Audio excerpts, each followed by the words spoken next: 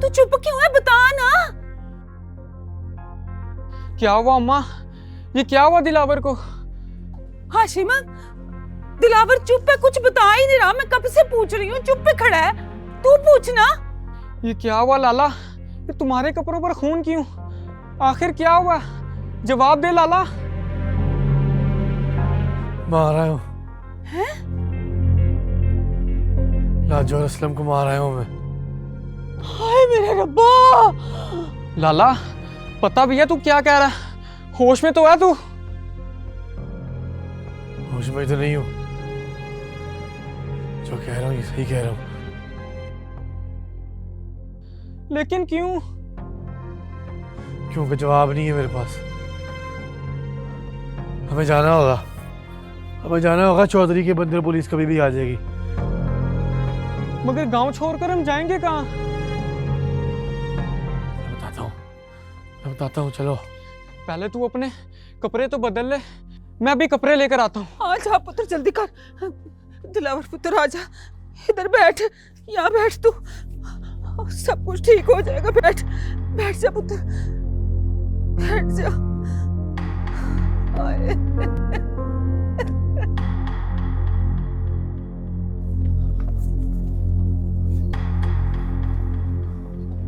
अम्मा, ये परवेज है, तुम दोनों ने इसके साथ ही रहना है। इसे मैंने सब कुछ समझा दिया, ठीक है? जब तक मैं ना कहूँ गांव का वापसी का रास्ता नहीं करना। दिलावर पुत्र, तू हमारे साथ टांगे पर नहीं चलेगा। मेरी मंजिल कुछ और है ना अम्मा। जिंदगी रही तुम दोनों को बुलाऊंगा अपने पास। लेकिन अभी दिलावर, बैठो, अभी वक्त नहीं है ना।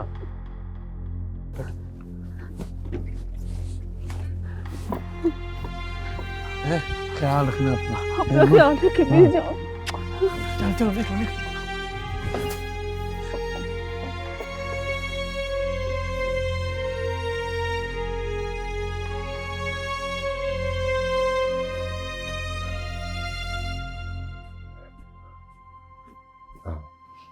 सलाम सर।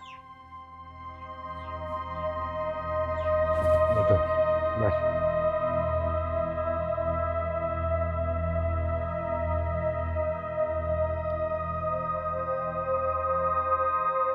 जिसका जो मसला है बताए। भाई साहब, ये मेरी इकलौती बेटी है जी, और इसकी आंखों की बिनाई आहिस्ता आहिस्ता जा रही है। डॉक्टर को दिखाया, वो कहता है कि ऑपरेशन होगा, और ऑपरेशन के लिए 2 लाख रुपए की जरूरत है। मैं मैं एक गरीब और बेवा औरत हूँ जी, इतने पैसों का इंतजाम नहीं कर सकती। आपकी बड़ी मेहरबानी जी, हमारी मदद कर दे। सारी जिंदगी आपको दुआएं दूंगी जी, बड़ी मेहरबानी। फिक्र ना करो, इंशाल्लाह ये देखेगी।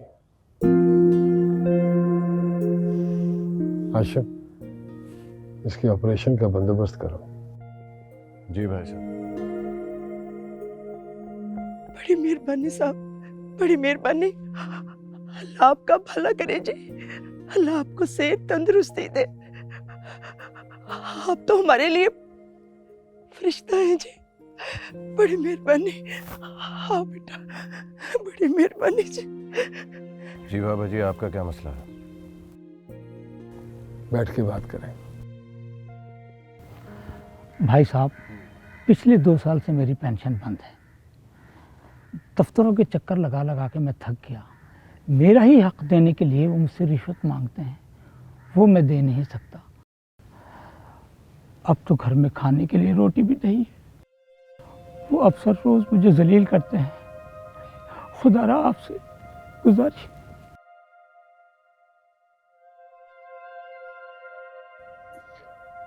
फिक्र ना करें बाबा जी, कोई आपकी पेंशन नहीं खाएगा, ना ही कोई आपसे आपका हक छीन सकता है। ना मैं, ना वो अफसर।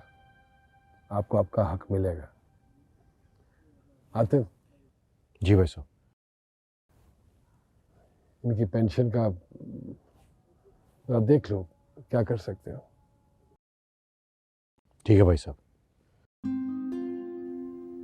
राशिद, तुम्हारा क्या मसला है? मैं अपने शौहर से तलाक लेना चाहती हूँ, पर साहब जी मैं इसे तलाक नहीं देना चाहता, लेकिन मैं इसके साथ अब नहीं रहना चाहती। पर मैं इसके बगैर नहीं जी सकता। भाई साहब, अब सबके मसले हल करते हैं, मेरा भी हल करें, मुझे से तलाक दिलवाएं। भाई साहब कोई भी फैसला करने से पहले मेरी पूरी बात सुन लीजिएगा, उसके बाद जो आपका हुक्म होगा मुझे कबूल होगा। किसी और का कोई मसला तो नहीं है? राशिद, आप यहीं रुके, आप सब लोग जा सकते हैं।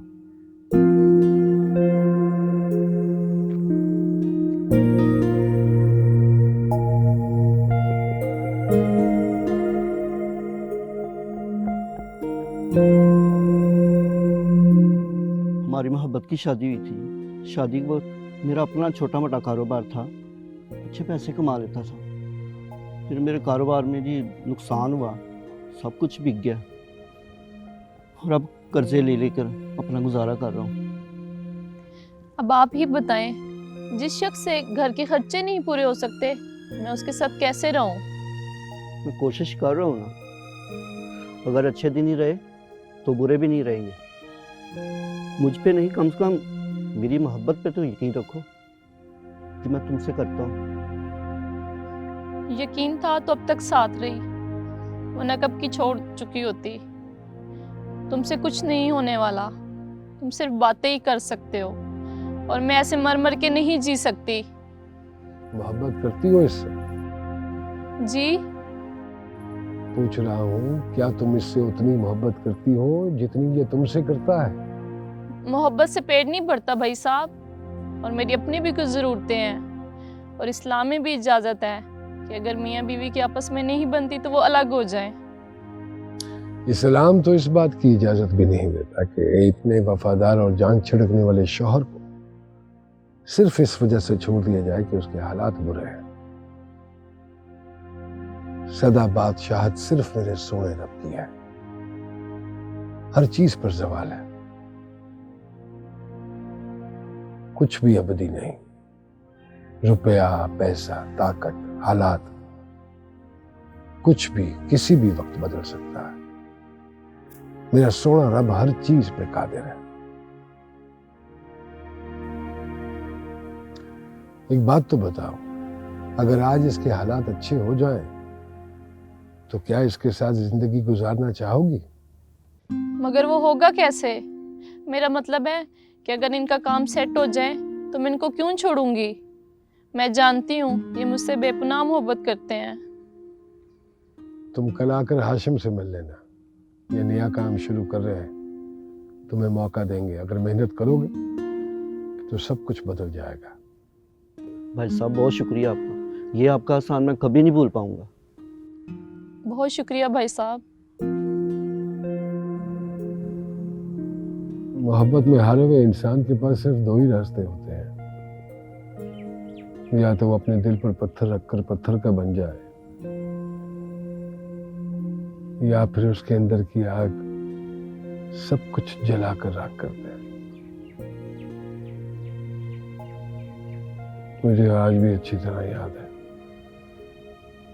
जब मैं गांव से शहर आया था तो मेरे अंदर एक आग जल रही थी, और उस आग की हिद्दत मैं आज भी महसूस कर सकता हूँ।